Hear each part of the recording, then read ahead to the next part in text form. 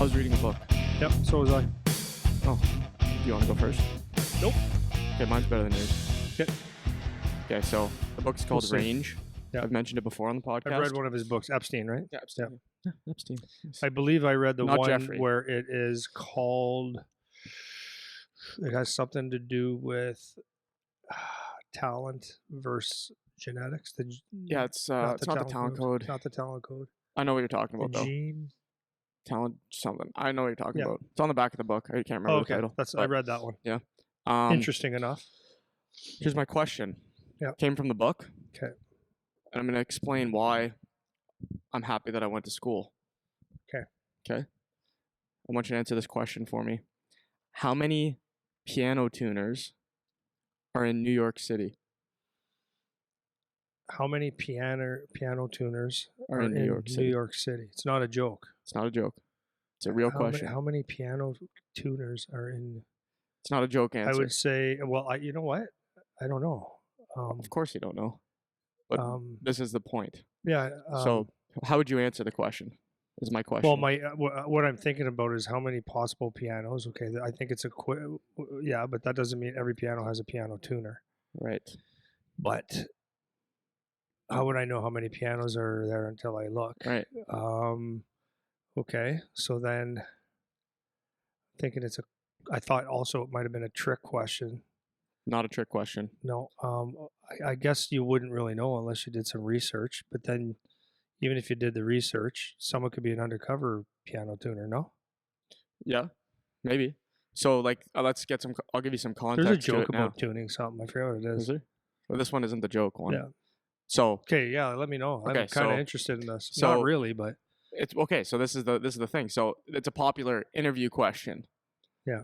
So if you're in an interview, and obviously it's not a joke, and obviously you're trying to give an actual answer. So the point of the question is obviously you don't know the answer, and obviously you have no way of knowing the answer. But it's about the trying to draw from things you know to figure out what the answer would be. So it's like a classic. It's actually, these are called Fermi questions, which is really cool. So this guy, I forget his first name. Last name was Fermi. Yeah. And he was, I think how it went, this could be wrong. I think this is where his problems came from, is he was there when they were doing testing on the atomic bomb. Yeah. And what he would do is, using a piece of paper, when they would test the explosion, he would see how much the paper moved from the blast. So obviously it would be far enough away where it's not going to just incinerate the paper, but enough where there's impact on the paper moving it. And he would try to calculate the impact. just a sheet of paper. Just a sheet of paper. He would try to calculate the impact of that explosion just based on the movement of the paper.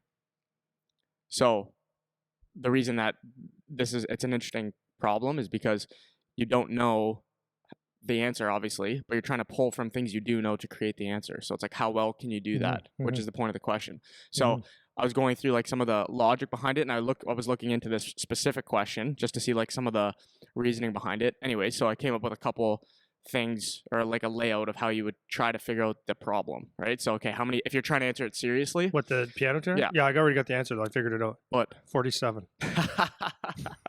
Typically what happens though is, if you ask somebody that question, what they'll do is go, Well, I don't know. I have no idea, 10,000? Yeah. Because you feel like New York City, there's a lot of people, 10,000 So piano tuners. what is the population of So, New York City? Here we go. Now this is exactly where you go with it now, right? So is it like 10 million? it's around 8 like million? 10 million. Let's so say it's 8 or 10. million? So let's say 8. Okay, 8 million is something like that. So now you say obviously not everybody owns a piano. So who are the types of people that would own a piano, like an actual piano that needs to be tuned? And typically people have a piano like in their house, which means if they have a house, it's probably like a family, right? So normally like single people living in an apartment probably won't have a piano. So then you have to think about, okay, what's the average size of a family, right? Because we're trying to get the numbers down from 8 million. So in the average family, let's say 4 or 5 people. Sure. Right. So if you're married, you got 2 kids, something like that. Let's say 4 people. I would say 4. So let's say 4. So that means right away we're cutting the number from 8 million, dividing it by 4 to only account for families. Yeah. And now you're at 2 million, right? So there's a huge chunk off already. So now you're thinking, okay, not every house is going to have a piano, right? So then you're trying to guess how many houses. Yeah. So if I Right. look at, like, I have a very posh lifestyle. Posh. No, Right. so I know I'm 50, going to be 54 next month. I've got some friends that have, like, we call them middle to upper class, Mhm. and most people don't have a piano. Right. So I would say, 5%, and we're not 10%. talking baby grands. We're talking any piano that needs to be tuned, Okay, which well, could be that. So anything that needs a tuner. yeah. So I would say if I go to 50 houses, there's not one. Okay. So like we'll make Yeah. to make it easy. Let's say it's 1 in 10 houses has a piano. Maybe it's not that, but just Okay, for the sake of making it a nice number. Okay, I wanted to get the right answer. Yeah, because we're trying to get. I don't even know what the answer No, is. of course not. So it's like, what's a like good estimate of the houses of that would have one? Let's say 1 in 10, just so it's an easy number. Okay, Right. So 80,000. So of the 2 million 800,000 families, right? We're gonna take 10% of that, so 1 in 10. So now we're at 200,000. Right. So let's say as a ballpark, it's like there's 200,000 pianos, because it wouldn't just be houses. Like if you go to a restaurant, there's a piano there. There's like whatever. So let's say there's Someone's got a 200,000. recording studio. Yeah, blah exactly, blah blah. right.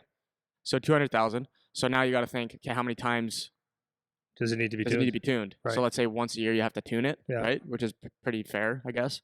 So once a year, and then how many tuners Can service that. can service that? So if you think, okay, let's say one tuner does 4 tunings a day, or like 5 or something like that, then for every piano one tuner can do 4 per day or something like that, right? Yeah. If somebody has to come tune your piano, they're only going to do it during a work day, right? They're not going to come on the weekend. Right. So in the year, let's say there's 200 work days, right? So 200 work days, you can do 4 tunings a day. That means you have to tune a piano in New York City 800 times in the year, right? You could tune a piano, but you can't tune a fish. That was it. That's the joke. That's the one. Yeah. That is awesome. Sorry, dude. That's awesome. So anyways, moral of my story is now you got 800 tunings, 200,000 pianos. So if you divide those, 200,000, 800, that's like 250 piano tuners in New York City. According to your calculations. So my point being, rather than saying, I don't know, 10,000, 1,000, throw a number whatever, out there. it's like now you're actually getting to a ballpark that actually makes sense. And that is the scientific process. And that answer might be dead bang right on. And it might be off by 1,000. It might be off by 500 or but whatever. You'll be in the order of magnitude. But it makes a lot more sense that way. Yeah. And this. So when people start a business, it's the same thing. Everyone says, "Oh, I got a great idea," but then that's what that's what you do, right? You do your demographics and you see what exactly. So this exact like process of thinking, to make a long story short, is I learned that in school, how to do that. Yeah, basically, yeah. Right. That's what they taught me going through engineering. And so it's not this is the reason I'm a school guy, and I can appreciate school if you do it the right way, because it's done the wrong way very often. But this is why I like school, because it didn't matter. The actual content that I learned in terms of engineering skills isn't necessarily why it was valuable. It was the ability to think through problems and logic through things to make your life better. And that, especially engineering. Well, yeah, that's the whole job, one thing right? I would say that you're very good at. Like I am not a huge fan of school because I'm just not, right? But I obviously see the benefits of going to school to be a plumber, like to get a trade. I definitely see the benefits of being an accountant, a doctor, a lawyer, like engineer, nurse, things that are real specific that you can be either professional or you can go out and make money as you're getting education or while you're getting your education. I'm not a fan of going to school to get a liberal arts degree or whatever you call them, because it seems to me like it amounts to a whole lot of nothing, but I could be wrong. I'm not like, don't tell me I'll never say that I'm right about this. It's just my thoughts.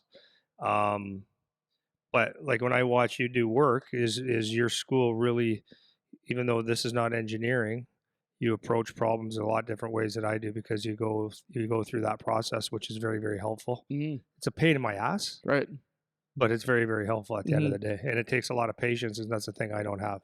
Yeah. Well, I mean, the nice thing about the dynamic too is I'll do that, but then you'll be the you'll pull more of the creativity stuff, right? Where it's like you'll pull ideas out of you thought of something randomly, and I don't have as much of a creative mind. Like I'm very like I want the recipe. I want to create a step by step and do it exactly the way we just did with this pretend question. But that's why I like school when it's at its best. When it's at its worst, it's pretty useless. But at its best, like that's the kind of skill it can teach you to figure that out. And that seems like it's not useful, but you can apply that to, let's say I have a problem with the website. Let's say I have a problem with scheduling. Let's say you have a problem with, as a player, you have a problem with, I need to get better at this thing. It's like you can actually use some reasoning to figure out how to solve your problem. How you've talked about before, the reverse engineering thing, right? And that's what it is, right? You're going through trying to figure out from a first principles, like how can I fix what I'm doing based on things that you know, right? Because you don't know what you don't know, so you can't come up with an answer with things you don't even know are possible, but you can work from what you know to try to solve your problem. And that's kind of what that is. That example that we just went through with the piano tuners, if I could put one example of what I learned from school, it's that process. It's like being able to do that, which is actually really valuable. So, that's a very valuable. When everyone thinks school's dumb, you don't need it. It's like, yeah, that's true a lot of the time, the way it's taught now. But if you do it the right way, then it actually can teach you a good amount of brain activity. You know. So there's my story. Yeah, I like that. That was great, man. Cool. You brought something to the table today, I'll tell you. So do you want to do yours, or do you want to go to the next one? I was thinking I could implement my story in maybe I can, but I'll maybe I'll refer to it later. So my book that I'm reading, and I'm only doing like 15 minutes a night right now because time and late nights, and gotta watch my Guelph Storm play every second day. But anyways, so mine's from Nick Nurse. He's the coach of the Toronto Raptors. So just an interesting little thing last night when he was coaching in the D League, which would be like the minors. It's called Development League for basketball. He was just talking about how like the challenges of coaching that league, because at any point the NBA can call a guy up, or the trade deadline switches guys out. And the other thing is the bottom. They only carried 8 to 10 players on that team. So anyways, he said like that was a real challenge. So you're always teaching. So he learned like from that level of coaching, not the NBA, but the D League, that you're always teaching. So he had to learn how to be really concise, really to the point. But even doing that, like if you had coaching cues for words, the new guys would come in and be like teaching it all the time. So that was one of the challenges in that level. So but the interesting thing that I liked about what he did, and this is going to be like, okay, when people ask like how to become a better coach, how do I understand the game? Because I think someone asked that question the other day. How can I be? Well, we're going to talk about that today. How to be not just a good practice player, but in the game, but perform in a game. Well, what he did as a coach, he took his assistant coaches and he had this house in, I think it was Des Moines, Iowa, where he was coaching at the time. And he took the whole basement and he just covered it with whiteboards. Okay. And they would watch video and all that kind of stuff, and they'd write shit down. But the whole whiteboard, or the whole basement, they would sit there. Oh no, he would watch a game. So let me go back. He'd watch games on TV, NBA, when he was coaching Europe and in the minors. And he'd watch it with a pad and paper or a whiteboard on his lap. So it'd be, what play are they going to run? And he'd write out, this is what they're going to run.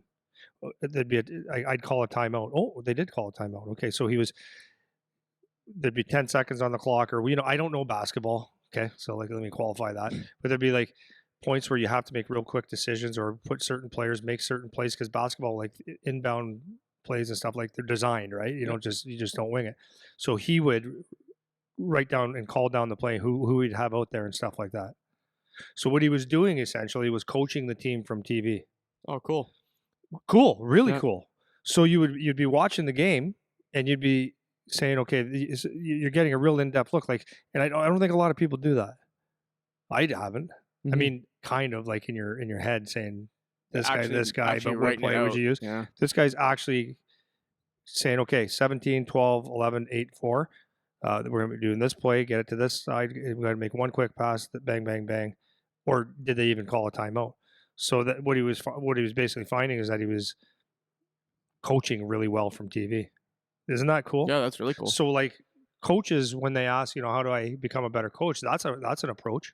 Yeah, for That's an sure. approach. Just watch an NHL game, and I mean it's an NHL or whatever. But if instead of just watching the game for entertainment, if you want to coach, why? Like you can ask the reason why did he do that or whatever. But like coach from the background. So I'd have Yeah. this guy matched up with here. Power play would look like this. Okay, so that was one thing. One thing Wayne Gretzky did, as the story goes, I believe I read it in one of his books, or it's the story. One of the two. Is his dad used to have him have a piece of paper. And when the game was going, I guess the pen would be on the paper, and he'd just follow the puck around. So he knew, Yeah, without looking. The so I guess trace. he could anticipate where pucks would be and where the flow of the game would be. So like there's a couple ways that you can maybe get engaged in a game.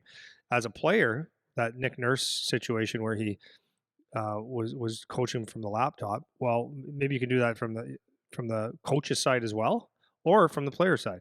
Mm-hmm. Say, okay, if I was in this situation, right, and this is how you should watch a game as a player. If you're in an offensive draw or defensive draw, whatever, where should the puck go? What should happen after that? And just see what happens, and see if your brain's aligned with what the players are doing. Yeah, that kind of goes nice with what I just talked about too, because you're kind of doing the same thing. It's like my problem is I need to score a goal, and it's like how, or I need to get a basket, or I need to make this play in this situation. How can I get there based on the information I'm looking at right now, right? Because you don't know the next thing that's going to happen, so all you have is what you have, and you have to try to make a choice. So that's a good example of that. That kind of tees up nicely too, going into the next thing actually. Yeah, and it's like when you're coming in on a 3, you're winning 3-1, 2-1. And the TV guys, Connor McDavid, beat him, like, but you see him dumping in the corner soft. Well, why would he do that? He's Connor McDavid. Well, we're calling game management. The more that you can do that kind of stuff, the more that you're gonna understand the game, right? Getting in the head of someone else, like, and then so the last piece I wanted to say about what the Nick Nurse did, covered his basement with the whiteboard, right? Yeah, whiteboards. And what he would do is him and his assistant coach would say, okay, 3 seconds left, ball's on the right-hand side, tie game. What's our play? And they'd write down that play, put it on the whiteboard. It's on the left-hand side now. Put it on the whiteboard. And to come up with scenario after scenario after scenario, because he said when you're coaching, it happens so quick. The music's blaring. You got, 20 seconds to draw up a play, think, and whatever. So he basically filled his whiteboard or his basement with plays. So this is where when people say what makes a good coach, what makes a good hockey player, this is my last point on this, is it's not an accident, man. It's not an accident that someone's an excellent coach or an excellent player. And I think when people are looking at getting at highest levels, like, a lot of people say to me, you even say, why don't you coach again? Why don't you coach again? Like, because like, to answer that question before, when you asked me that yesterday, I was like, I told you my reasons, but then I was reading that. And my next answer is because I don't want to sit in my basement for the next 3 years drawing out plays to do the X's and O's all day. I am not interested anymore. Yeah. You know what I mean? So, because if you're going to be, let's say, an NHL job of 32 jobs or an Ontario Hockey League job where there's 20 jobs, you're not just not bad. You're excellent. You're a great coach for the most part. Some guys slip in there where, maybe they got a little bit lucky and stuff, but you know what the hell you're doing. Yep. Do you know what I mean? Yeah, for sure, man. And it's the same thing as a player. Like the dedication that coach has to winning and to succeeding. And by the way, he's got a doctorate. He's working on his PhD in something. He's got his master's in different things. He's a very smart guy. So this guy's got a brain too. But so if you're a player, it's the same thing. It's like you think you're good, you think you're talented, you think you work hard. But when you actually look at what other people do you work hard? Are you good?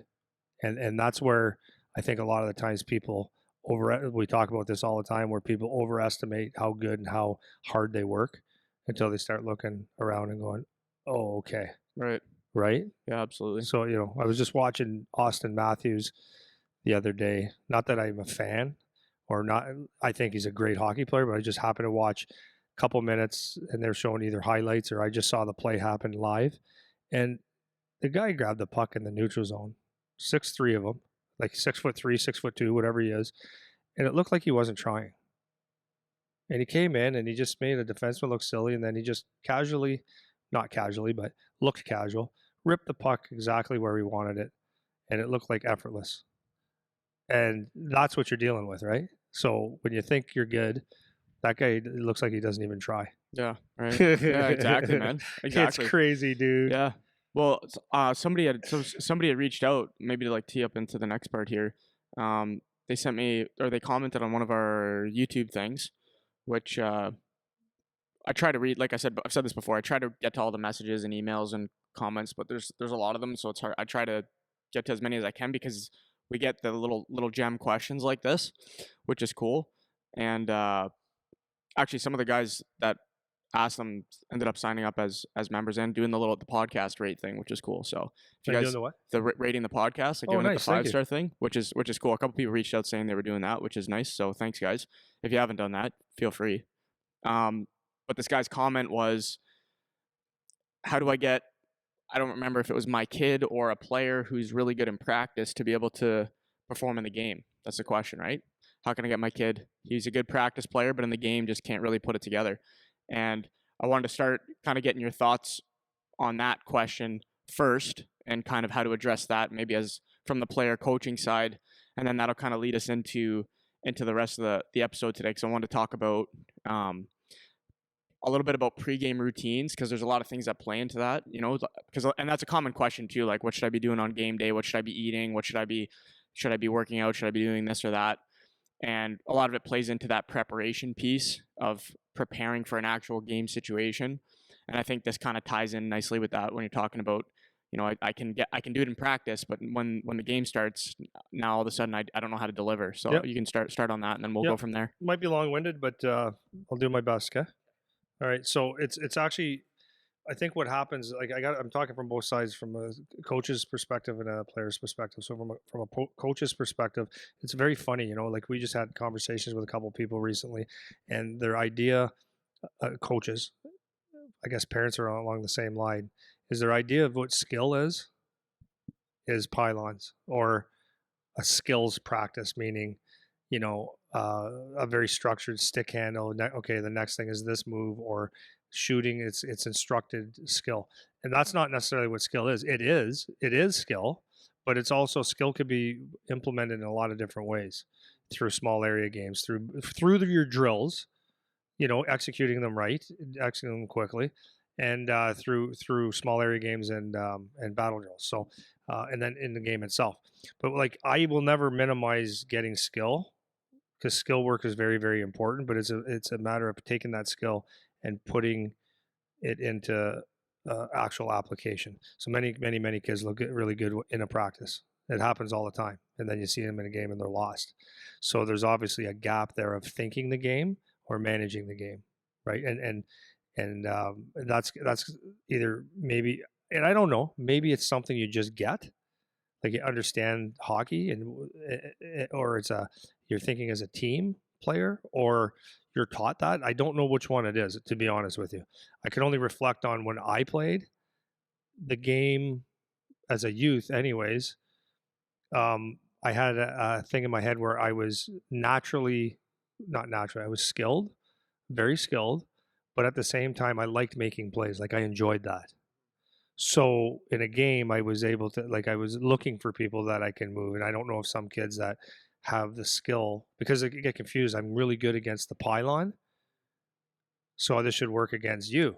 But you move and you have a stick and you hit and you are battling me, and you don't want to, because you might be the guy that's, as much as I want to score, you might be the guy that's equally determined to defend. Mm-hmm. So pylons don't do that. Well, just Peps don't do that. Yeah, just to interject on that, I think it's like any other skill set, right? Like I like using the example with math class. Like, some kids just more naturally understand math concepts and other kids don't.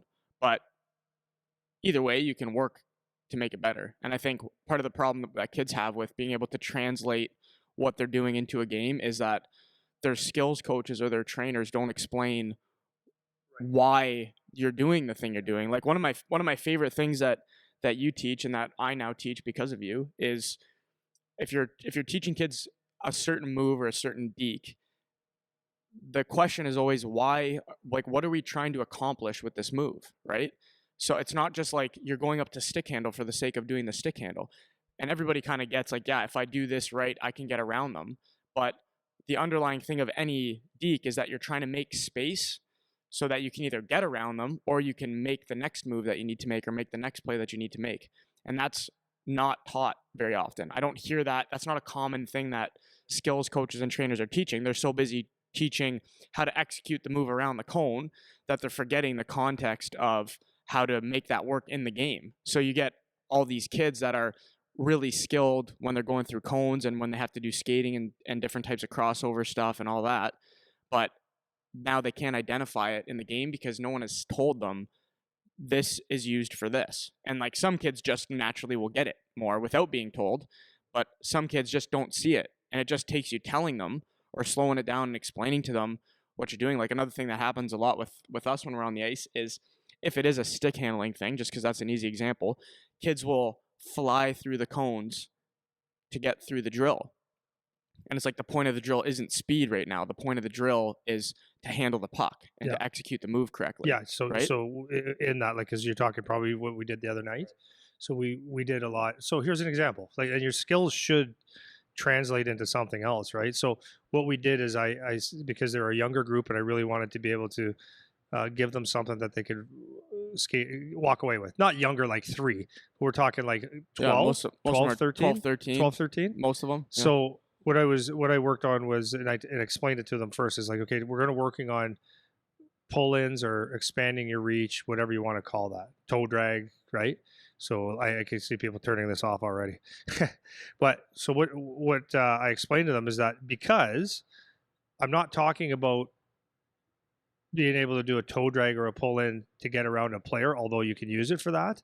What I find that particular movement is really good for is picking up loose pucks that are far away from you, catching passes that are far away from you or really tight to you, and also for shooting.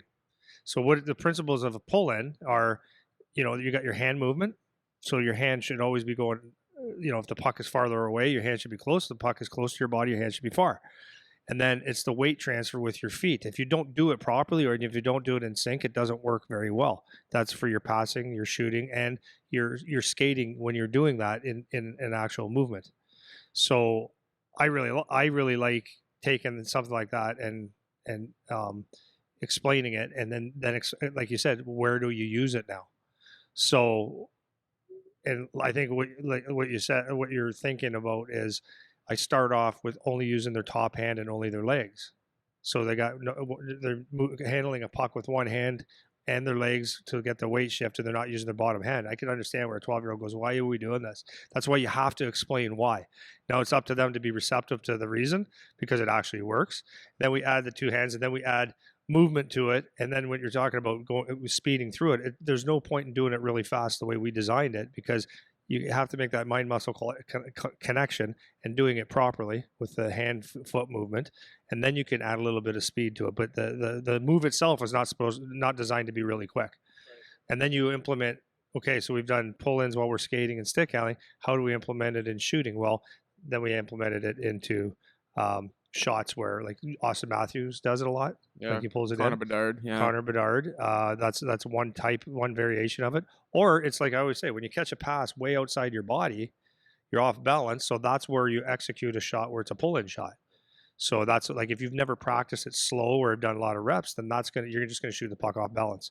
You don't have that skill in your bucket. Yeah, for so sure. that's yeah. So show them why. Yeah, absolutely. Yeah. So going back to the practice player versus being able to do it in the game.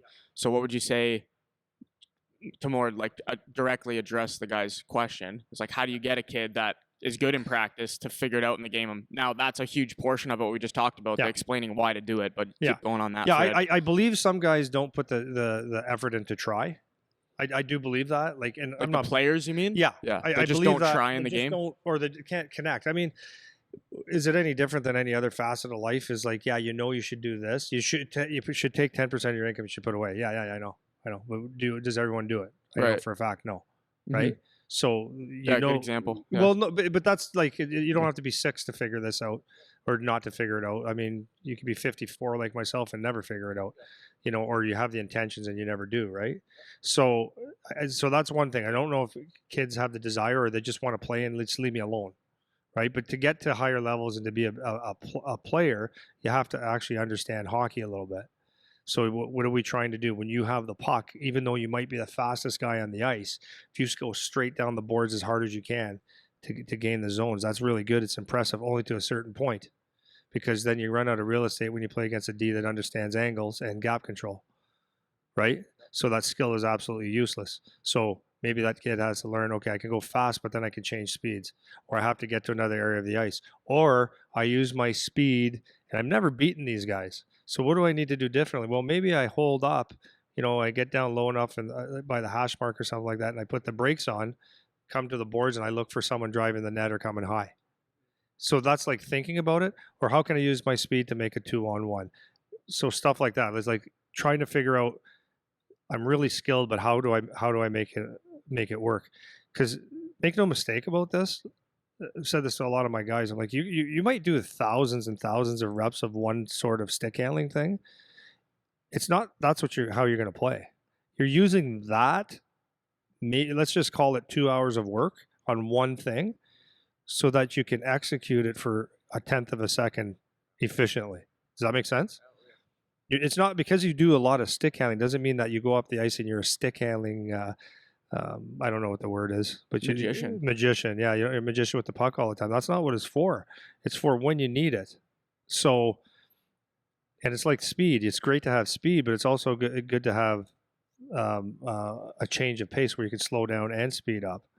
So, okay, so that I would take your understanding of, like, if your team has systems, like sometimes guys are young. Okay, what are you going to do? I would take your understanding of your systems and try to understand why you're doing it and how to be effective doing it. So, for example, and this is skill building, right? Like I teach a lot of kids how to enter, kicking the puck wide, and it's like people might say, well, it's not that hard. Yeah, watch an OHL game and watch how many guys aren't entering properly, or watch the skill it takes when you got 2-3 guys on you or on a power play, and you're going through, and they know that because it's a design play, and every team in the league does it, that they kick it back to the D comes forward, and they enter on this side, and there's a guy on the wall, and there's a guy coming in, and there's 2 guys there, but the puck is going there, and he's got to go through 3 sticks. That's a skill. It's not just an accident. It's a skill, and even though it's a design play, it's still a skill. So these are skills that you should execute really well in practice. Another thing I would say is try to understand your defensive game. So understand how to defend, because if you can understand how to defend, then you can understand when you're playing against someone how they're probably going to try to defend you if they're good. So understanding the defensive game will enhance your offensive game or your game in general. Doing your battle drills and stuff like that, take it very seriously and ask yourself, how do I get points? Maybe your question is, how can I get 3 assists today? Or how can I set up guys for goals?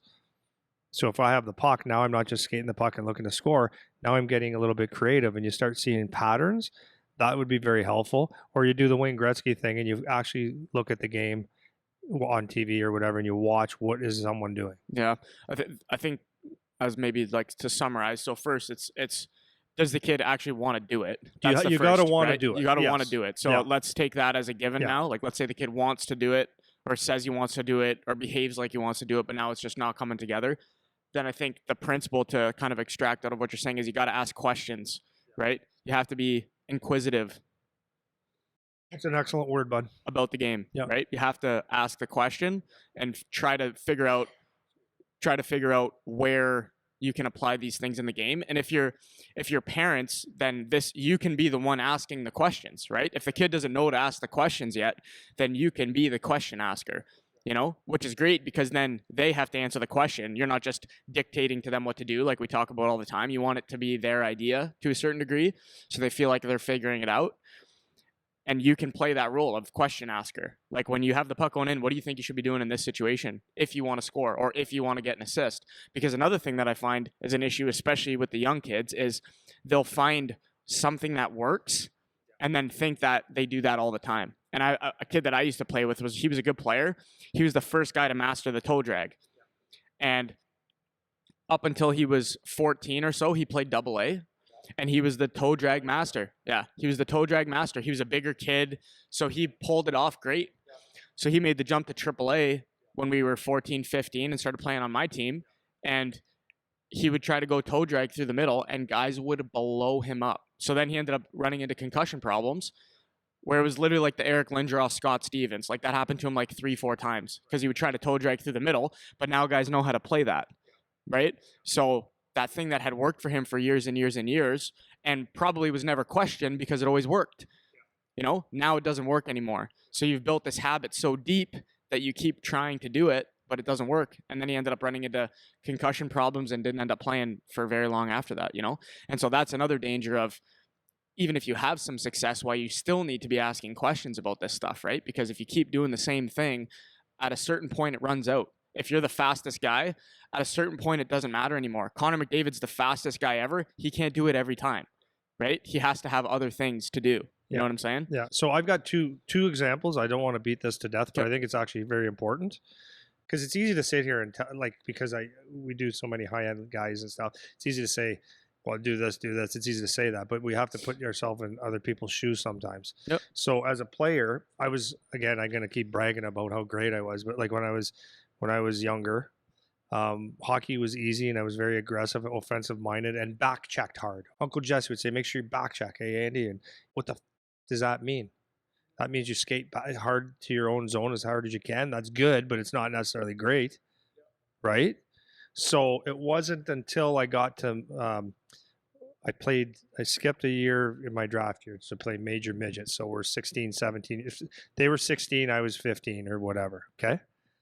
And my coach, Larry Bedard, who reached out to us, he says he watches the podcast. So hi, Larry. He was the first one that taught me about back checking. Can you believe this? I'm getting drafted. I can believe it. Yeah. I know, but so this is what I'm saying. Like so twofold here. Parents don't freak out. Don't freak out. It's the easiest. It's like some of the stuff is the easiest stuff to teach. Because if you have, listen, if you have high-end skill, if you can skate, if you can stick out, if you can shoot, if you can pass, and you appear to have that base, you're probably going to be okay unless you got oatmeal north of the eyebrows and you can't think. But for the most part, you're probably going to be okay, especially with a good coach. And I've seen it just like over the years with guys just going from Bantam midget to the OHL, and all of a sudden, you can't play, and all of a sudden you can, because a coach is smart enough to say, well, okay, Hunter Smith, for example, he's 6'7", man. He's physical. I can make this work, and he did. And it turned out the kid was very cerebral. Didn't have a lot of coaching before. It wasn't because he was stupid, but not at all. He's a very intelligent guy. It's not because he couldn't play hockey. It wasn't because he was not skilled at all. It was because he just didn't know what to do. So this back checking thing. I remember we were playing a Detroit team at the time in a tournament, and a face-off happened, and our guys, I guess it was like off a face-off, and it was in the back of the net within, bang, bang, bang, and it was the back of the net. It wasn't like I wasn't working hard. But Larry told me, he goes, I'd never heard this. Why would I ever know this? But he said, on face-offs, and this is like halfway through the season, on face-offs, always look at it like you might lose. Okay. That's a good tip. I'm like, oh, okay.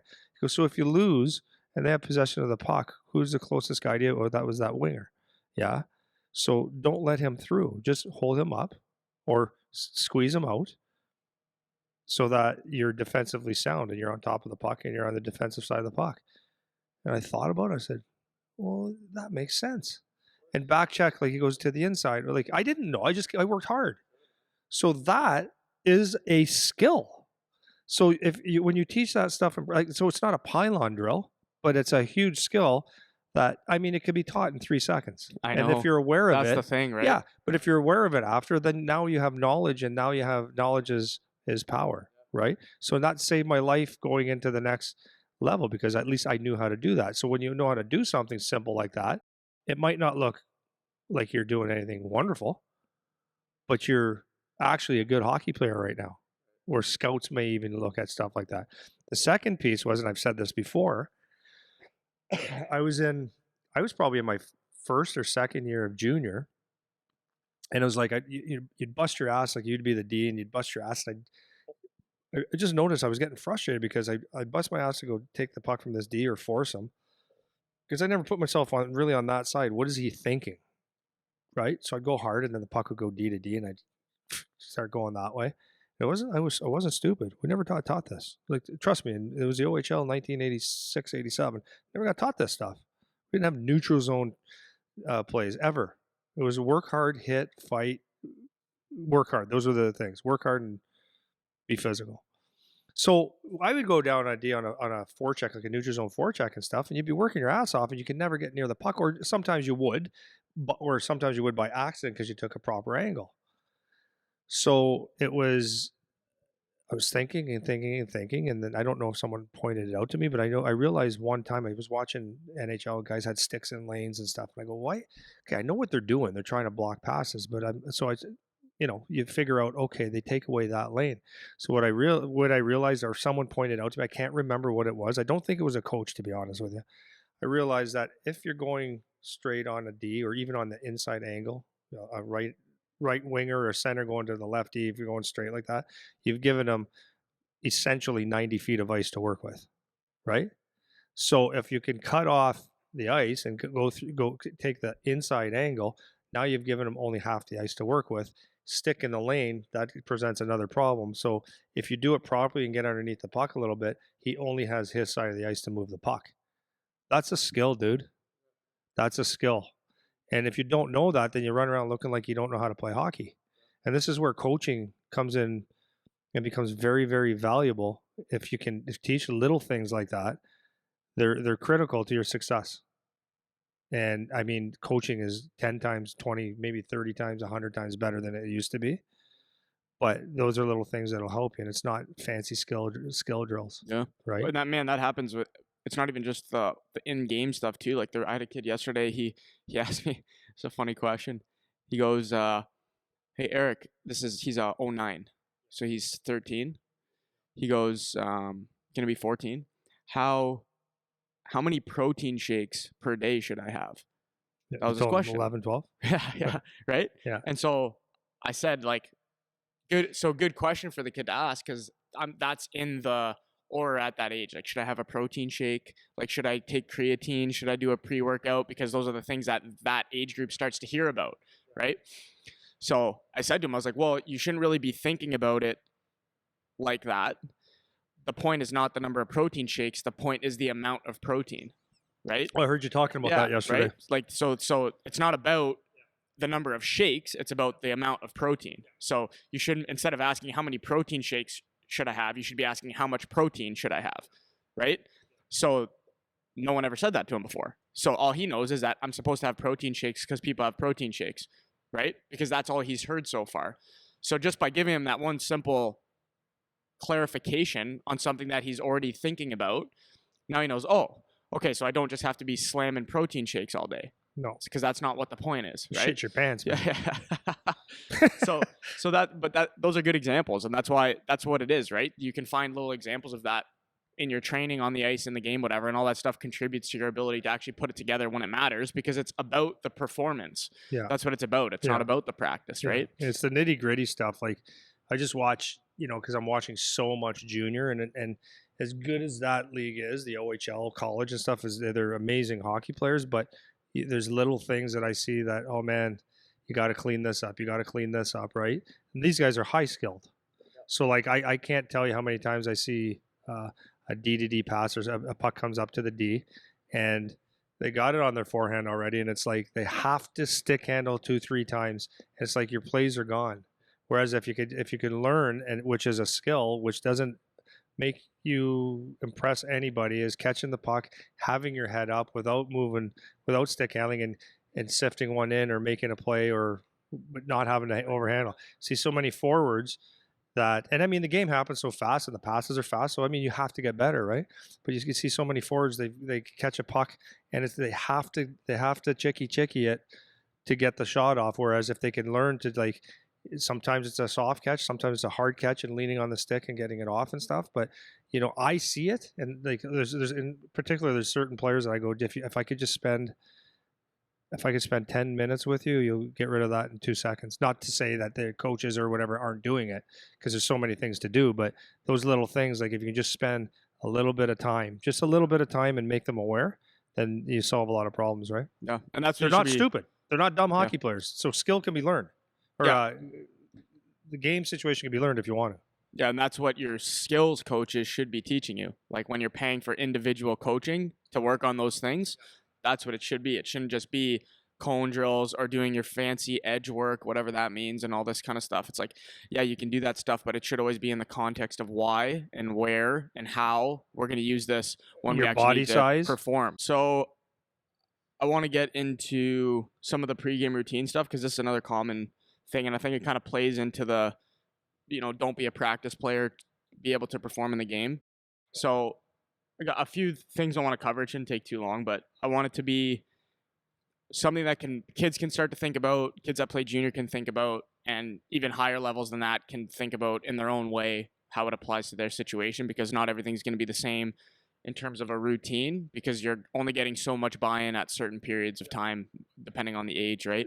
So first I just want to get maybe just some general thoughts on kind of what you think about having like a set pregame routine, like, and maybe like about how strict it could be, what the point of it is, and like that kind of thing. Yeah. Okay. So I got a few things. I'm going to let you do a lot of the talking here, for sure. but and not because I got a whole page of stuff that I wrote out. I don't want to keep looking down and trying to sort out, but this is my initial thoughts. So pregame routine, that's important, but I think what's more important is a life routine.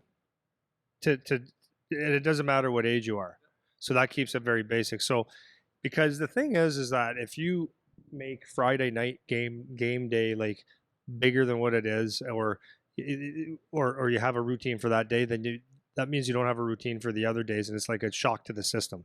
So I would say like it would be very important to have a routine. So what's a routine? Like for me, and I'm using me because I'm me. I know me the best. As I know that I have to go to bed at a certain time, or else I'm dog shit the next day for life, not for hockey, because I don't play hockey anymore. I teach it, but if I don't go to bed before 10 o'clock ish, I mean, there's exceptions. I'm toast. I'm shit, dog shit the next day. Okay, so that's one. So I know I need to go to bed. I wake up every single day somewhere between 4:30 and 5:30, no matter what. Today was a little bit later because I had late nights and stuff. So if I wake up later, my day is thrown off. So it's very important to go to bed early, get up early for me. I like to read just before I go to bed so that I get something in my head. It relaxes me, but I learn something. And then when I get out of bed, I drink water. I don't know if it helps or not, but it's a routine, and I know it's better for me than not. I can't tell in a day if I don't drink the water if it's hurting me or not, but I know that's my routine, and I know it's good for me. And then when I get to the gym or to work here, I work out within a certain time, and that starts my day. If I don't do my workout and sweat and get my blood moving, my day's not the same. It's just not. So and then if I end up sleeping in or something interferes with that routine, it throws my day off. Like I don't even know what time it is, right? So the bottom line is having a daily routine that's not crazy, just simple habits, just gets you you understand what time it is and the flow of the day. It gets your body moving, gets your blood moving, and you're at, I guess, optimal performance. What I would say about a game day routine is, yeah, you might want to add a couple things. And is it important? Yeah, it's actually important because you want your body to start on time. And like things like you said before was, you've said this is if you just start doing things that are different, or the first time you move is during the game, that's not good. So like having built-in habits on game day might help you. And a couple of things that I put, like, because I don't want to make this a real big deal, especially for our youth, is on game day though, is like maybe you like just to get your body aware a little bit, is maybe the night before or the morning of, is you have that extra water or Gatorade. It's like, okay, I'm getting ready for game. Maybe it's you pack your bag early, carry a water bottle with you, or pack your bag early the night before or the day of, so that you're saying, oh yeah, I do have a game tonight. Let's get going. Maybe it's 12 squats, 12 push-ups. Maybe it's a walk. Maybe it's a stretch. Maybe it's something just to say, oh yeah, I'm moving today. and then eating, if you can, like, and there's a lot of things that go into routine that will get in the way, especially when you're young, is your parents have a big say in what your routine is going to look like, because you have school, and then your parents might work late, they might not have food, they might have too much food, they might not even understand. But the best you can is if you can be eat roughly at the same time, and um, maybe the same thing, so that you're not you're not eating, you got too much food in your body because you like food. If you know that this is what I eat for pre-games and stuff like that, that could be very helpful. But I just think I think the routines dial you in and keeps you in your best form. If Yep. that makes any sense. Absolutely. What do you think? So everything you just said, I agree with. And I think again, if I'm just like extracting out the principle of what you said, it's that it doesn't matter what age you are, it doesn't matter what you're doing. The body is a signaling machine, right? It's a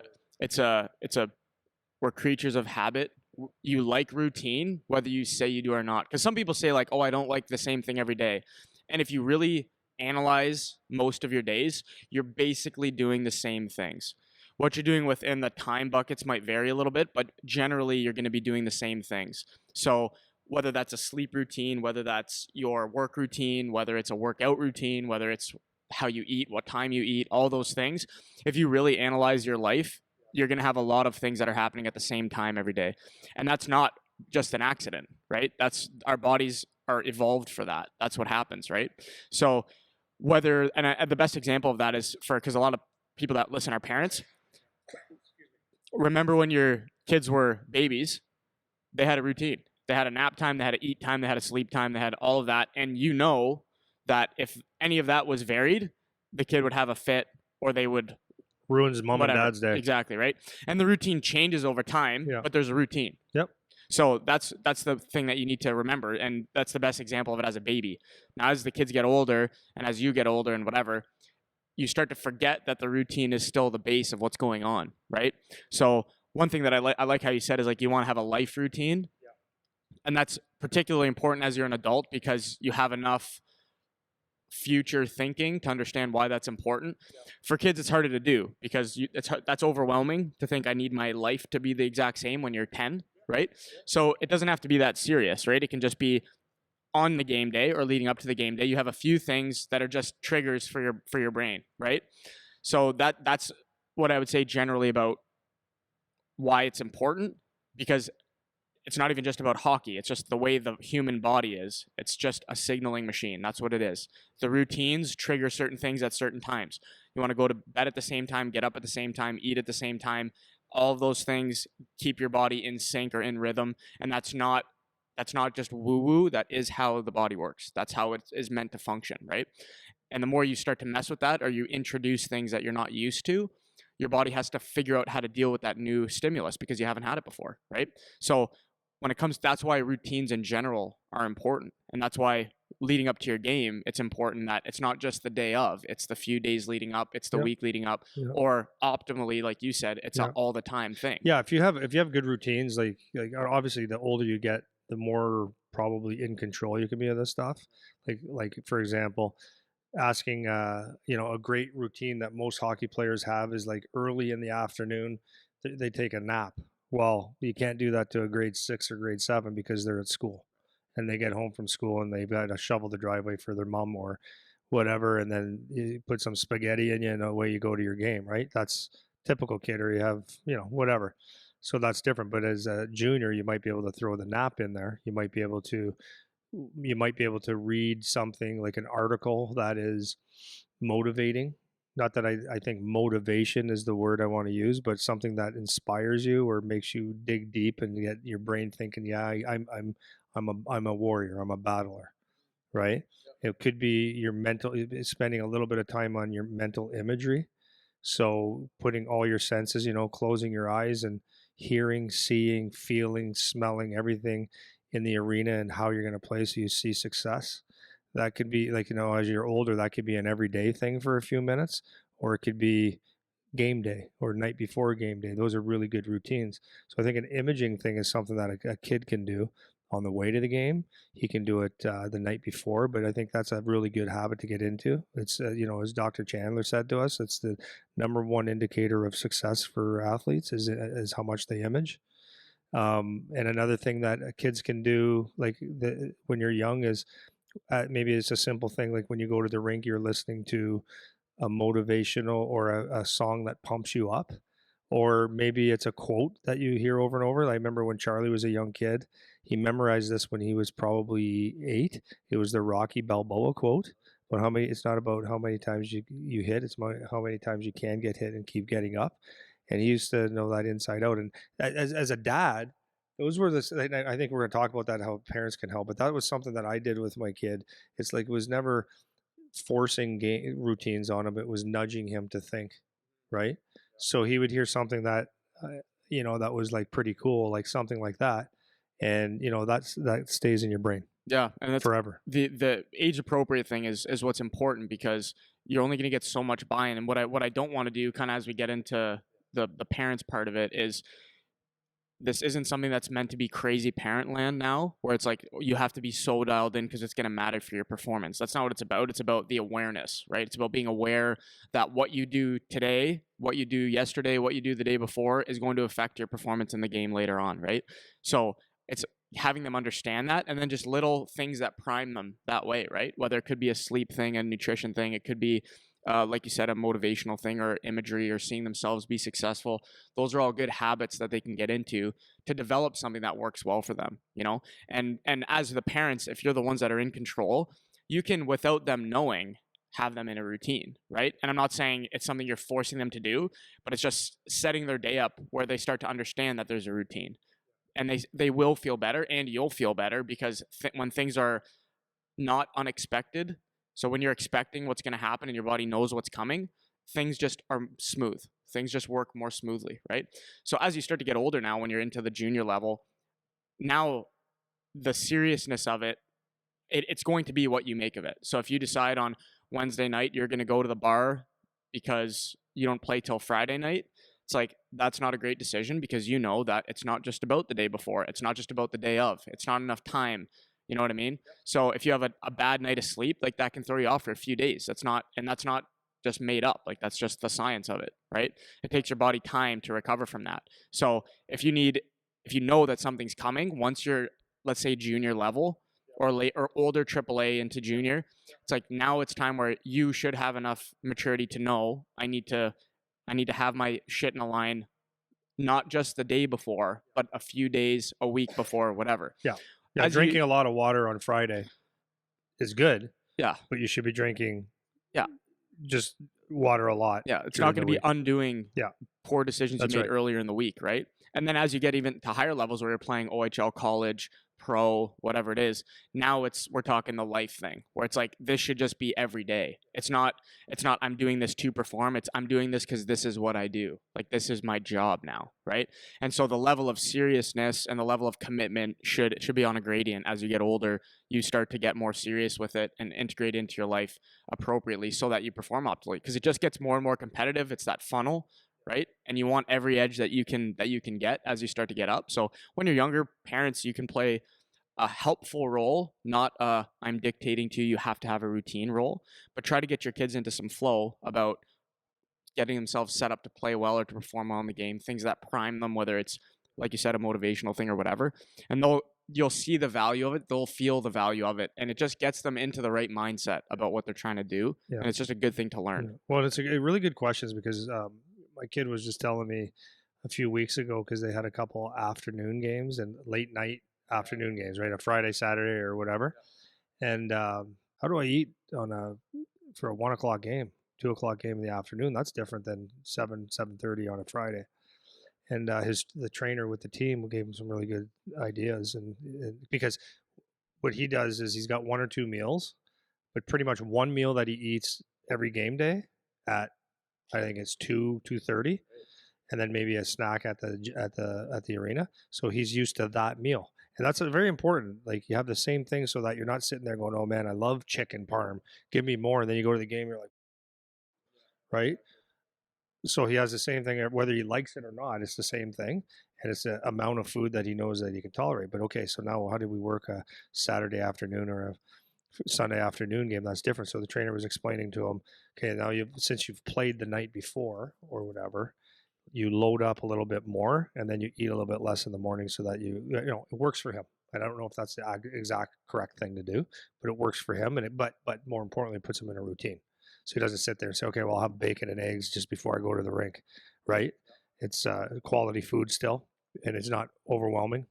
It's enough to get him through the game. Yeah, and I think kind of going into like basically like the pillars of what a pregame routine should be is, for me, like the number one thing is just consistency. Sure. Whatever you're doing, be consistent about it. And that includes if you have a bad habit, right? That includes if you have a bad habit. And what I mean by that is if you normally go to bed at whatever the time is because you play video games at night, and then you normally wake up at noon the next day, let's say you have a 7 o'clock game the next day. If you say, oh, like, I need to have a better habit of getting up early. So I go to bed at midnight normally. Instead of getting up at noon, I'm going to get up at 7 a.m. so that I can have a good pregame routine. Well, that's actually not better because your body's used to waking up at noon now. So that habit needs to be broken slowly and changed slowly. Yeah, your body doesn't know if it should shit or wind its watch. Yeah, exactly, right? Because it's not used to being awake at 7 o'clock. So if you have a game that day and you wake up at 7, that's a change to the system.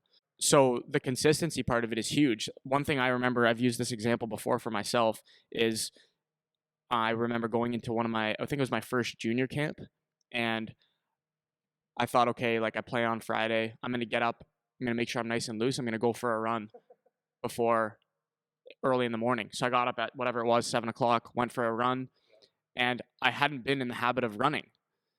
But my intention was good. Like I want to get into a good routine, but my legs were sore the next day. You should have just said, today I think I'm going to let someone beat me with a baseball bat. Exactly. That'd be good for me. Right. So in my head, it's like, okay, my intention is good. I'm going to go for a run, but it's like I wasn't in the habit of running. So that was a radical change of inputs to my system.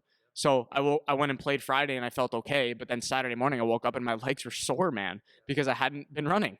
So it's not a good time to change what you're doing right, like on the day before or whatever, because you want to have good habits. Like you need to change habits like that slowly, otherwise your performance will be affected. So that's why for me, consistency is the number one thing to having a good routine, good or bad, because even if it's a bad habit, it's a consistent habit. So you don't want to change that now. You want to change it over time to make it better so that it's now more optimal for performance, of course. But I'm not saying hang on to your bad habits. You want to change them, but the time to change them is not right before your game because your body's not used to that now. If you have a really shitty diet, the time to change that isn't the meal before your game for the first time, right? Because now you're eating different things, your digestion's going to be different, you're going to feel weird, your gut's going to be like, what's going on? I'm not used to this. Even if it's better food for you, you're just not used to it, right? If you normally have 2 hot dogs before your game and now you're going to have steak and potatoes, you might be like, holy crap, I'm full, right? That's not a better change in terms of your performance. So the consistency thing is the most important when it comes to your routines, and you want to make sure that that's something that you keep the same as much as possible. And then to your point about when times change, you also need to be able to modify that where it still feels consistent, but now it's just happening at a different time. So that could be the timing of your meals, that could be the timing of your warm-up, that could be the timing of whatever. And that's why it's not even just one routine. It's good to have like a few that you can plug in that your body's used to, depending on the time, right? Because typically even for kids that are in school, it's like your school day routine is different than your weekend routine, right? So you're going to have different routines. It's not that it's going to be 100% the same all the time, but you need to have things that are you can plug in where you need them and how you need them. You know what I mean? Yeah, I agree. So the three categories, and then I might give like an example before we kind of wrap up. Yeah, I got 4, by the way. 4 things? No, 4 categories. Oh, you got like 4? You said pillars. Yeah. Yeah, I added 1. Okay, so these are mine, and then I want you to say yours, Yeah. and then we can kind of line them up. Yeah. So like if you count the consistency thing, like that's the most important thing. But then in terms of what you're actually doing for your routine, for me, it's going to be your sleeping, your nutrition, and your movement for the day. So nutrition includes your food and hydration, your sleep is your sleep, and then the movement that you're doing throughout the day. Those are kind of the 3 things that I think about when we're talking about a good pregame routine. What were your 4? My 4th, and I think it's huge, is your mental state. Yeah, I knew you were going to say that. Yeah. Well, it is though. Yeah, for sure. It is, and I said it earlier. Was your is your imaging, because I think it's critical. Like you can do a whole bunch of stuff and you have the wrong brain going into it, no good. So sleep is number one in my opinion, right? And I think we both agree on that. That if you don't sleep properly, you're not going to be worth shit.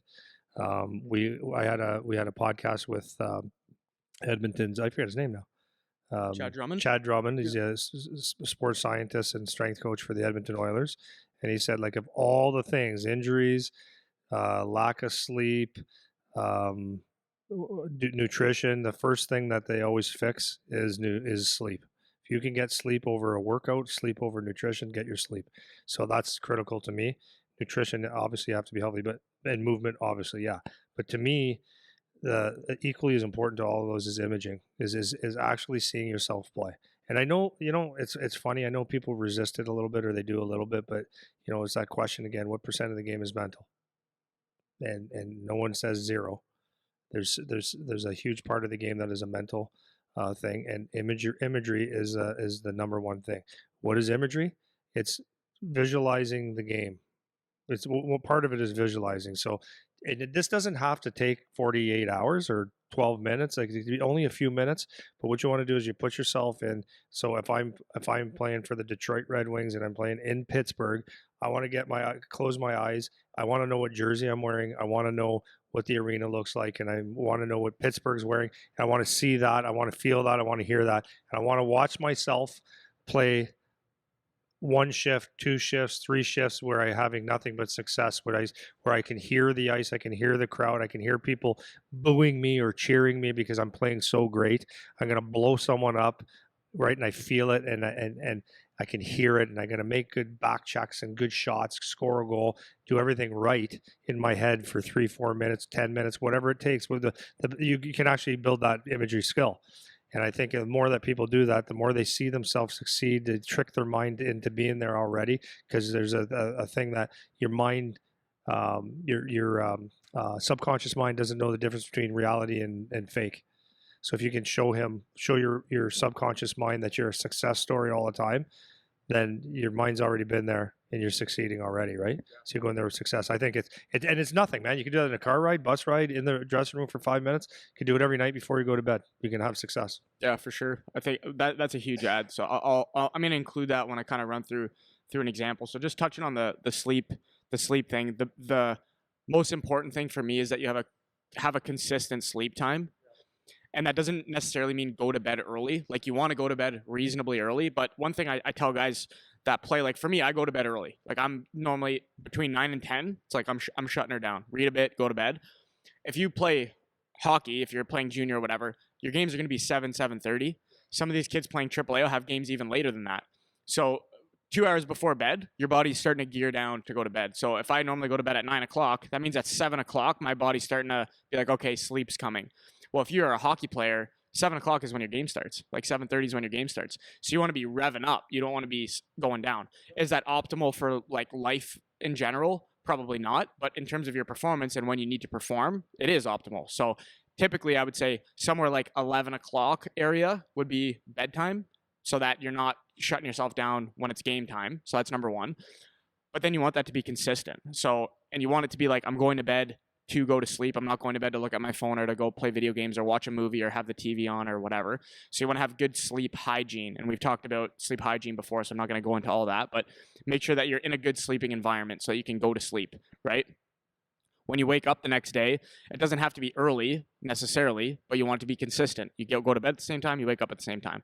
So that's for sleeping. And then the nap thing, that for me is like really, whether you need it or not is very individual, because some people like it, some people don't. So you just have to kind of play with that. But I wouldn't do like a really long nap where you're going to start to feel like you're sleepy. Okay, so that's kind of the sleep thing.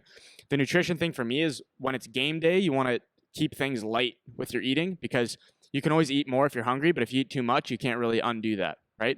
You want to keep it as clean as you can, because that's typically what's going to digest the best. If you have a lot of saucy, cheesy things that give you good mouth feel, Yeah, and that doesn't salty. mean salty. That doesn't mean you don't want to. Has to be something that you hate or whatever.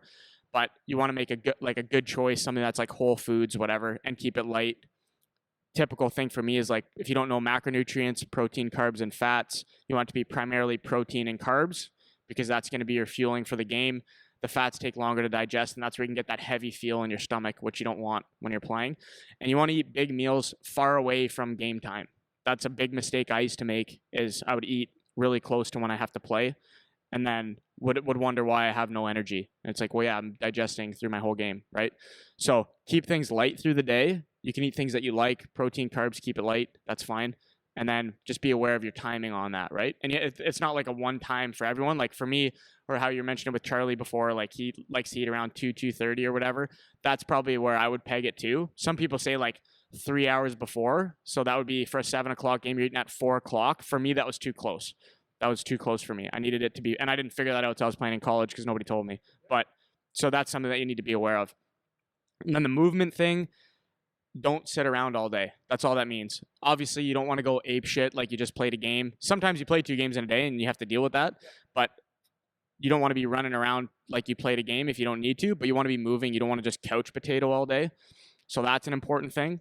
And then from the mental side, like you already mentioned, you need to put yourself in the right mindset, right? Whether that's imagery or visualization or watching motivational videos or watching your favorite player, just see yourself being successful in that day leading up to your game time, right? And that goes for any age. Those things go for any age. It doesn't matter if you're pro, junior, or youth. Like those are the things that you want to have lined up when you're going into your game. So you got anything to add on any of those ones? No, absolutely not. It's it can be too overwhelming. Yeah. So because you don't want this to be like a project. No. So the last thing I'm just because another thing people ask a lot is the timing of things, and it's like you have to find out what works for you, right? So I'll give an example that people can try. And if it works, great. If it doesn't, tweak around the times. So for me, if you're like, I'm going to use a Saturday so you don't have to deal with school and all that because that changes things. But just as a really basic template, if you play at 7 o'clock on a Saturday, then for me, I would be going to bed the day before at, let's say, 11 o'clock, right? Then the next morning, I would get up at like 9 o'clock. So I have a good 10-hour window. I have a good 10-hour window of opportunity to sleep. So if I'm getting up then at 9 o'clock, I'll get up, have breakfast, whatever. Then I would go do some movement of some sort. So go for a walk, go play a different sport outside, like keeping it light just to move around, maybe get a little bit of a sweat. Or you can do like an intentional, more of a workout where it's like you're riding the bike, stretching out, dynamic warm up, those kind of things, but do something, right? It doesn't have to be long, 20 minutes, 40 minutes, something like that, where you're just getting a sweat. This is why in the NHL or junior, they do morning skate. It's not because they need more practice. Yep. It's to loosen up, right? So that's the blood flowing for the day. Well, we learned that with hard evidence with our whoop strap. Oh yeah. So like if you go and the first thing you do, like let's say you get on the bike first, and then you lift, like you'll see like your body takes time, like to get like on the whoop strap to get a 4% strain, it takes time. Yeah. Unless you're really pushing your heart rate. But if you do a casual warm-up, it's like your body doesn't warm up that quickly. Yeah. Right? It takes a little bit of time. And then once you get to a certain level, like once you get to that 4% strain or whatever early in the morning, then for the rest of the day, it's easier to get your body moving. So it's just like hard evidence for us. Yeah, absolutely. It primes you. Yeah, that's a good point because one thing if you want to wake up in the second period. That's what the point is, right? That's the point. Yeah. You don't want to be, so that's a good example. If you get up in the morning, and we use the whoop strap for people that don't know, it's just like a health monitor and it tracks your heart rate through exercise. It's much more complicated than, what's the Fitbit? Yeah, the Fitbit. A lot of people think it's like a Fitbit. It's not really like a Fitbit, but it's similar in that it's a health tracker, whatever. Anyways, if you get up and do like an interval workout right in the morning, it takes a while for your heart rate to spike, right? So it's taken my body a while to prime up to deal with that stress. So if I do that right in the morning and then I come back to work out again later, when I start that workout later, my heart rate spikes right away because I'm primed from earlier, right? So what you don't want is to have that priming happen in the first period, where it's like you're just starting to get yourself moving, right? So you want to do something earlier in the day where you're moving around. And that's a mistake I used to make too, right? I would sit around all day. Your body's awake. Yeah, you're awake. You're ready. You're ready to go, right? Yeah. So, because I used to make that mistake in junior too, like when I first started, because nobody taught me any of this shit. I would just sit around all day. I would eat, sleep, So I'm saying eat, about sleep, this sit. is what I'm saying about skill, right? Skills taught. The game, and then skills taught, and then stuff like the game management, the little intricacies of the game where people say he just doesn't have a hockey brain. It can be taught if the guy's awake and you give him some knowledge. So it's the same thing with the we're just waking your body up. It's like, oh, okay, that's just how I get optimal use out of my body. Yep. So after you do that, then I would come back and I would eat another meal after that. Let's say, so 9 o'clock I woke up. Let's say 10 o'clock I start doing some kind of movement. So let's say by 11:30, now I'm having another meal. And this could be something that it shouldn't be anything crazy heavy. It could even just be like a shake where it's like shake with some shit in it, not just like a 1 scoop protein shake, but like whatever kind of shake you want to have. And then, or it could be a smaller meal like chicken and rice or whatever you like to eat. That's fine. But like protein carb combo. And then your big meal for me, this is me personally, I would say like 2:30-ish, 3 o'clock is when you're going to have your big one, right? And big is used loosely because it shouldn't be Thanksgiving dinner. That's another issue that I used to do. I would eat so much that was so unnecessary.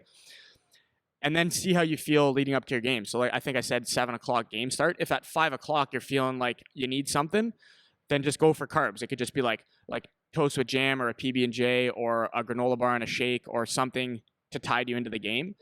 Because if you're a little bit hungry in the game, that's okay. Like you have enough fuel. You're not going to be under fueled, right? You're not going to die. You're not going to die. So then, whatever, 5 o'clock, if you need something else, have something else. And now you're ready to start your warm up for your game at 6, 6:30, playing at 7. Have your game. During the game, obviously, you're just hydrating. And through the whole day, you're hydrating, obviously. And then after your game, now it's time when you got to wind down, go to bed. So have another meal, whatever. One thing to be aware of is if you eat a lot before you go to bed, it's going to be hard to sleep. So you don't want to, again, Thanksgiving dinner, not necessarily the best before you go to bed. So eat, again, light protein carbs, things that digest fast, and then that sets you up for a good night to go to sleep. And that's kind of how a day could look if you have a game, but there's a lot of play in those joints of things that could work. So if you're the player, that's something you can think about doing or thinking about implementing for yourself. If you're mom and dad, that's a template for you to think, okay, like maybe we start lining up some things around game time to make that work. And it doesn't have to be like a crazy commitment, crazy strict, because kids are just kids and they don't necessarily want to buy in that much yet. So do what's reasonable and do what the kids are willing to do. Make them understand, explain to them why these things are a good idea. Hopefully that's something helpful through the episode today. So anything else to finish up on? Not on that particular issue. Do you have anything else to finish up on in general? Yeah, just parents, how can you get help? Yep, go ahead. Yeah, so I think it's important. Like, kids are kids, and I think parents can be very helpful in this area. And when I say that, I also keep in mind that like it might be easy for a lot of families to maybe help their kid out and have routines, or the kid could say, I would like chicken and broccoli and rice every pregame meal, and some families would be able to do that. But there's also families that it's like, dude, we have spaghetti and that's all you're getting, or they don't have the time, and kids might have other obligations, or not every family can be dialed in. Not every family can afford to be dialed in. So you do the best with what you can. So I'm trying to just keep this in the very very bare minimum. But and some parents don't give a rip. They don't understand why. What do you mean? It's just a hockey game, right? So anyways, so the first thing I would say is parents, just don't be overwhelming to your kids, right? It's very easy to remember I've told you that. When my kid used to come out of hockey games, I wouldn't say you played a great game or you played a bad game. I always say, hey, did you have fun? And his demeanor or what he would talk about would indicate whether he thought he played good or not, because I didn't think it was my place to say, it wasn't my place to say, I don't think you had a good game today or you played great, because I didn't want to give him the impression that if he scored 2-3 goals, that was the reason that he had a good game. And then I didn't want to give him the impression that because he didn't get points or whatever, it was always, if he knew that he didn't play his best game, he would tell me. So that's all I ever wanted.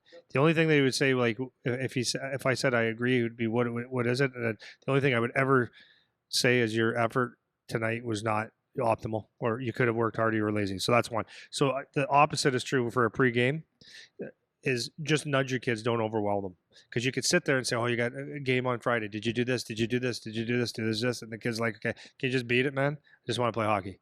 Right? So nudging them is a great thing. Don't make the game, don't make the Friday night or whatever the biggest thing in the whole world. Just nudge them in the way. So like little things like hey, you excited for your game on Friday? That's not huge, but what that does is it keeps the kid, yeah, I got a game Friday, and he's thinking about the game. That's not big, but you've reminded him he's got a game Friday. Because you want him to do well. So you don't want to, if you're thinking about it for him and you want to be involved with it, that's one way that you can just help him, right? Oh yeah, I got a game Friday against this, and maybe he'll talk about it, maybe he won't. Did you drink your water today? Have you been drinking your water? If you have enough to drink, and that's reminding them, like, make sure you get your fluids in so that you're optimal, right? You're helping them create good habits. Have you drank enough water? What would you like to eat tomorrow? What do you think you want to eat before your game on Friday? And it's like, oh, I'm going to think about, oh yeah, my game on Friday, I should have something healthy. Good chance he picks something good. If he doesn't, or is at 5 o'clock right before you step out of the house, maybe it's not optimal. And it is what it is when you're kids, but that's a way that you can help them just think about, oh, I got to eat healthy too. That's right. I want to be a successful hockey player. I want to do things right. So I got to eat right. What I used to do with Charlie, as I told you earlier, is I used to have like little clips, or I used to like the Rocky thing, right? That stuck with him. I wasn't sitting there. You need to listen to this so that you're motivated for the rest of your life. And if you get hit, you're going to keep getting, not like, that's not what it was. It was, or I'd tell a story. He'd see me reading books. So I would, oh, hey, here's a good story for you, Charlie, or here's an article, here's a video. And it was things that would make him, oh man, I can't wait to apply this, getting hit and getting back up thing again, man, because I love that. I want to be a champ, right? Like, you just get your mind primed. Ask some little things like, you skate sharp this week for the game Friday.